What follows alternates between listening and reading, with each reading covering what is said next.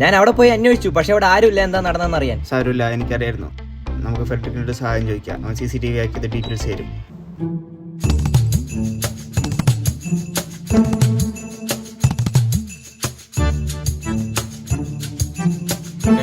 നീ തിരക്കിലാണ്? അതെ,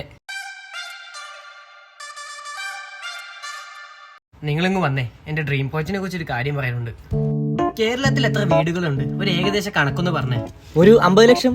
അതിൽ എത്ര വീട്ടിൽ വെള്ളമടിച്ച് മോട്ടോർ നിറയ്ക്കുന്നുണ്ടാവും? ഫെഡറിക്, നീ കാര്യത്തിലോട്ട് കിടക്ക്. കേരളത്തിൽ എല്ലാവരും നേരിടുന്ന ഒരു പ്രശ്നമാണ് ടാങ്ക് നിറഞ്ഞ വെള്ളം പോകുന്നത്. എല്ലാവരും വെള്ളം നിറഞ്ഞതിന് ശേഷമാണ് അറിയുന്നത്. അതുകൊണ്ട് അമൂല്യമായ ജലമാണ് നമുക്ക് നഷ്ടപ്പെടുന്നത്. അതെ, ശരിയാണ്. അതിനുള്ള പരിഹാരമാണ് എന്റെ ഈ റോബോ. ഇത് നീ പണ്ട് വെബ്സൈറ്റ് ഉണ്ടാക്കിയതുപോലെ യൂസ്ലെസ് ഐഡിയ ആവുമോ? ഏത് വെബ്സൈറ്റ്? ഞാൻ ഓർഫനേജിലെ കുട്ടികൾക്ക് സൗജന്യമായി പാഠപുസ്തകങ്ങൾ വാങ്ങുന്ന ഒരു വെബ്സൈറ്റ് ഉണ്ടാക്കി. നല്ല കാര്യം. അതിനെന്തായിരുന്നു കുഴപ്പം? ആ വെബ്സൈറ്റിൽ രജിസ്റ്റർ ചെയ്യണമെങ്കിൽ അവർ അച്ഛന്റെ പേര് കൊടുക്കണം.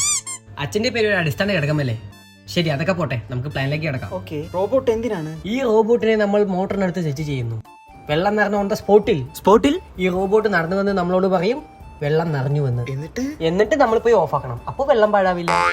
Excellent idea. എന്നിട്ട് റോബോട്ട് ഉണ്ടാക്കിയോ? ഇല്ല, പ്ലാനൊക്കെ സെറ്റാണ്. ഫണ്ടിന് വേണ്ടി പ്രസിഡന്റിൽ സംസാരിച്ചിട്ടുണ്ട്. ഓക്കെ, ഇതുകൊണ്ട് നമുക്ക് എന്താ ലാഭം? ഒരു ഡെമോ റോബോട്ട് ഉണ്ടാക്കി ഈ പ്ലാൻ കമ്പനിയിൽ കൊടുത്താൽ 20 ലക്ഷം രൂപ വരെ കിട്ടും. 20 ലക്ഷം? ഒരു മിനിറ്റ്.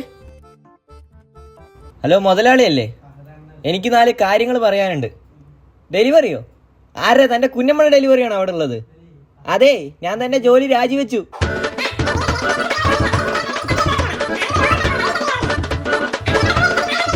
കടയാടി മോനെ, ഇനി നിന്റെ പണിക്ക് ഞാനില്ല. എന്തായിരുന്നു അവിടെ ഒരു ബഹളം? അതൊരു രാജിക്കത്ത് കൊടുത്തതാ. എന്താ അടുത്ത പ്ലാൻ? യൂട്യൂബ് നോക്കി റോബോട്ട് ഇപ്പൊ എങ്ങനെ ഉണ്ടാക്കി? ഫെഡറിക്, പ്ലാനൊക്കെ സെറ്റാണ്. റോബോട്ട്സിന്റെ പാർട്സ് മാത്രം വാങ്ങിയാൽ മതി. അതിന് എന്റെ ഒരു പരിചയക്കാരുണ്ട്, അവനെ പോയി കണ്ടാൽ മതി. ഇന്നപ്പോ തന്നെ പോയി കാണാം.